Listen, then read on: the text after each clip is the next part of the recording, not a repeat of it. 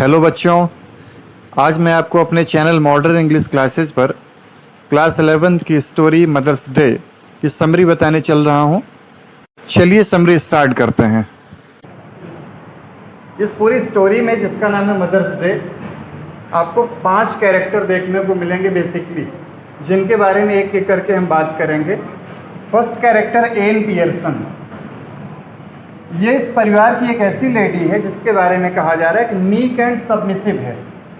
परिवार में इसकी हालत बहुत ही कमज़ोर जैसी है, हर किसी का कहना इसको मानना पड़ता है। जो सेकंड कैरेक्टर है जॉर्ज पियर्सन का, सुबह से लेकर शाम तक ऑफिस में रहता है। शाम को जब घर आता है तो चाय पीता है और फिर क्लब चला जाता है। क्लब में जाके पोकर गेम खेलता है, कार्ड्स खेलता है। थर्ड जो कैरेक्टर है डॉरिस, 20 ईयर ओल्ड गर्ल है, जो बहुत ही वायलेंट टाइप की है, जो अपनी मदर से जिसका बिहेवियर बिल्कुल भी ठीक नहीं है। वहीं उसी का काउंटर पार्ट है सिरिल, जो उसका भाई है, जो उससे छोटा है, लेकिन दोनों की आदतें बिल्कुल एक दूसरे से मिलती जुलती हैं। और जो लास्ट कैरेक्टर है इस स्टोरी का, जिसने इस स्टोरी को सबसे ज़्यादा प्रभावित करने का काम किया है, वो है फिट्जजेराल्ड। एक ऐसी लेडी जो अपने परिवार में अपना चलाती है कि लोग उसका कहना माने। उसका कहना है कि जैसे आप घर से बाहर जब जाते हैं तो कहते हैं 9 बजे हम निकलते हैं सुबह और 5 बजे घर वापस आ जाते हैं, या 6 बजे वापस आ जाते हैं। तो आपका ये मानना है कि आप 8 घंटे काम करते हैं, जॉब करते हैं, सर्विस करते हैं। मिसेस फिट्जजेराल्ड का क्या मानना है, तुमने तो अपने 8 घंटे बता दिए काम के। हम आपको 9 बजे ऑफिस भेजते हैं, बच्चों को उससे पहले स्कूल भेजते हैं, तो हम तो 4 बजे सुबह उठते हैं और रात में सबसे बाद सोने का समय मेरा होता है। तो मेरे काम के घंटे कौन काउंट करेगा? इसलिए घर में सब अपने अपने काम करो। जब मेरा चाय पीने का मन होगा तो मैं बनाऊंगी, लेकिन जब आपका मन होगा तो आपको खुद अपने लिए बनाना पड़ेगा। वहीं जैसा कैरेक्टर हमने मिसेस फिट्जजेराल्ड का देखा, उसके अपोजिट कैरेक्टर एन पियर्सन का है। ये मीक है, इसको पहले ही बता दिया कि बहुत ही सरल व्यक्तित्व है इसका। बेटी घर में आती है तो कहती मम्मा मेरे लिए चाय बनाई है कि नहीं, तो उसके आने से पहले उसके लिए चाय रेडी होनी चाहिए। आपने मेरे कपड़े प्रेस किए कि नहीं, तो उसको क्या पहनना है, उसके ड्रेसेस क्या होंगे, क्या कॉस्ट्यूम पहन के उसको कहाँ जाना है, वो उसके आने से पहले जैसा सुबह बता के गई है। अगर नहीं तैयार है तो फिर घर में क्या होगा, तांडव होगा। वो फिर अपना असली रूप दिखाएगी। सिरिल के साथ भी यही है, उसको कहीं अपने दोस्तों के साथ जाना है शाम को कई दिनों के लिए। जाते हुए सुबह उसने कहा था कि मैं जब लौट कर आऊँ तो मेरा बैग पैक होना चाहिए, क्या क्या चीज़ें मुझे ले जानी है, कौन से कपड़े ले जाने हैं, वो सब पैक होने चाहिए।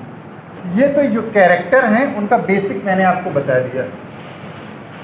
स्टोरी जो है ये लंदन के एक सबर्बन इलाके की है, पिछड़ा सा इलाका है, कोई उपनगरीय, जहाँ पर एक सिटिंग रूम है। और जैसा आम घरों में होता है, हम लोगों के घरों में, कि बच्चे स्कूल निकल गए और हस्बैंड बाहर गया काम के सिलसिले में, तो पत्नियाँ घर पे अकेली हैं, मदर घर पे अकेली हैं। तो क्या होता है कि दूसरे घर के साथ भी यही हो रहा है।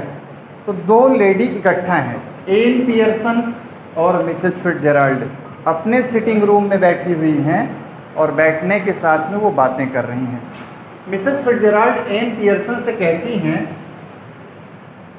कि तुम इतना सरल कैसे बन के रह लेती हो, कैसे सबका इतना सुन लेती हो, मेरी तरह बिहेवियर करो ना, सब अपने अपने हिस्से का काम करें।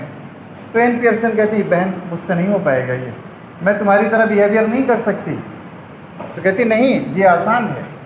और कहती है मिसेस फिट्जजेराल्ड कि जब मैं ईस्टर्न कंट्री में, उसका हस्बैंड आर्मी में था, लेफ्टिनेंट, कहती जब मैं अपने हस्बैंड के साथ ईस्टर्न कंट्रीज में जाती थी तो मैंने वहाँ पर सॉर्सरी सीखा, जादू टोना सीखा है, कैसे किसी को बस में किया जाता है, ये मैंने सीखा। वशीकरण मंत्र में जानती हूँ और वो मैं तुमको सिखा दूँ।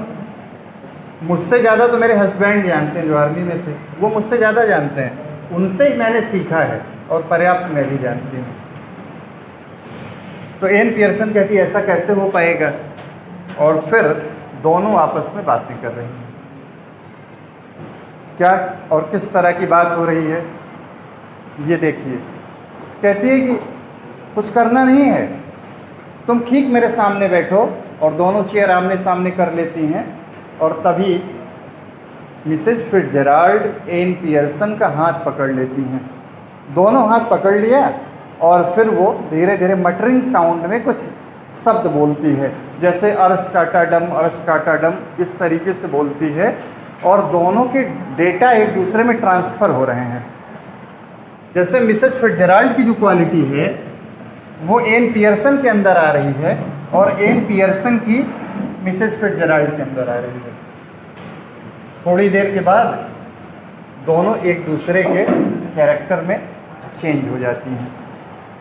स्वाइप कर लिया अपने अपने कैरेक्टर को दोनों ने। अब एन पियर्सन बन गई हैं मिसेज फिट्जराल्ड, और मिसेज फिट्जराल्ड हो गई एन पियर्सन। अब इन दोनों की बॉडी तो नहीं चेंज होगी, लेकिन बिहेवियर चेंज हो जाएगा, उनके कैरेक्टर चेंज हो जाएंगे। और इस तरह से जब दोनों ने चेंज कर लिया तो मिसेज फिट्जराल्ड कहती है ऐसा करो बहन, तुम जाओ मेरे घर पे 1-2 मिनट के लिए, वहाँ से लौट के आओ तो जो कुछ बचा होगा वो भी अभी आ जाएगा तुम्हारे अंदर। और एन पियर्सन मिसेज फिट्जराल्ड के घर पे जाती हैं, वहाँ से 1-2 मिनट में लौट के आती हैं। तो फिट्जराल्ड अपने घर में चली गई, जो रियल की है वो गई अपने घर। एन पियर्सन जो मिसेज फिट्जराल्ड के रूप में है वो चेयर पर बैठी हुई है, एक पैर के ऊपर एक पैर करके, और इंतज़ार कर रही अपने घर के एक एक मेंबर्स के आने का, और उनके साथ कैसा बिहेवियर उसको करना है। सबसे पहले आती है बेटी डोरिस, जो कि सिरिल की काउंटर पार्ट है। जैसे उसने डोर ओपन किया, मेन डोर, वहीं से चिल्लाते हुए कहा, मम्मा मेरा येलो ड्रेस प्रेस किया है कि नहीं आपने। तो अमूमन क्या होता था उस घर में कि गेट खुलते ही आवाज़ आती थी और अंदर से उसका रिस्पांस मिलता था। मदर बोलती थी हाँ ये काम कर दिया है, नहीं किया है, चाय बनाया नहीं मेरे लिए, हाँ बनी है। तो अंदर आते हुए बात पूरी होती थी, लेकिन शुरू कहाँ से होती थी? ये गेट के पास से।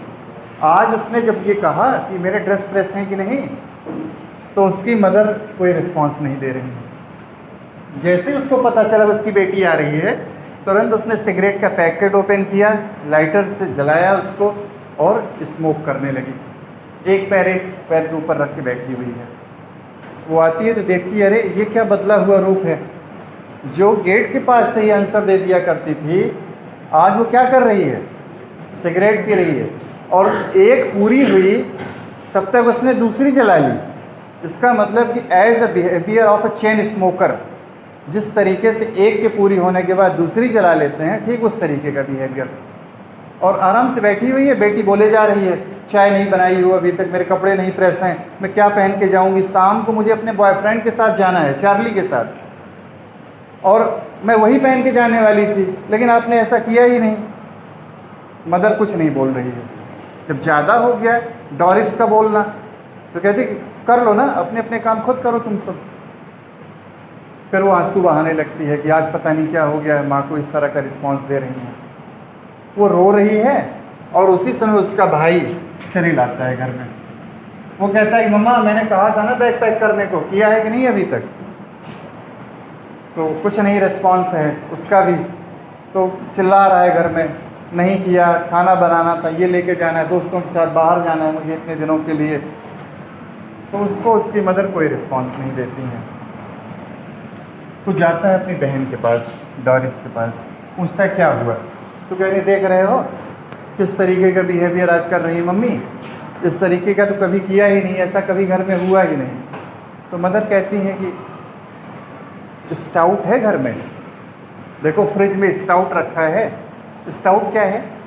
एक तरह का बियर है, जो आम मार्केट में बियर मिलती है, इससे कहीं ज़्यादा अच्छी क्वालिटी का होता है। तो देखो घर में अच्छी क्वालिटी के बियर हो तो ले आओ, आज पीऊँगी मैं। और रही खाने की बात, तो मैं आज जाऊँगी रेस्टोरेंट, तुम लोग जिनको भी घर में खाना है खाना खुद बना के खा लेना, रात का खाना बाहर खाऊंगी। ये चीज़ें जब चल रही हैं घर में, उसी समय जॉर्ज पियर्सन की एंट्री होती है, जो एन पियर्सन का हस्बैंड है, डोरिस और सिरिल का फादर है। वो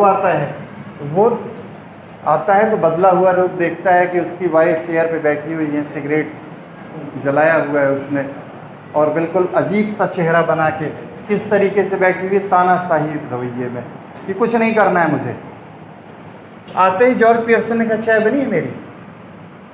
तो कहा कि नहीं, चाय मैंने बना के पी ली है, जिसको पीना है बना के पिएगा वो।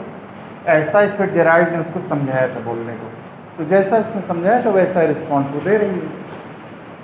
तो जॉर्ज पियर्सन कहता है क्या हो गया तुमको आज इस तरह का बिहेवियर कर रही हो?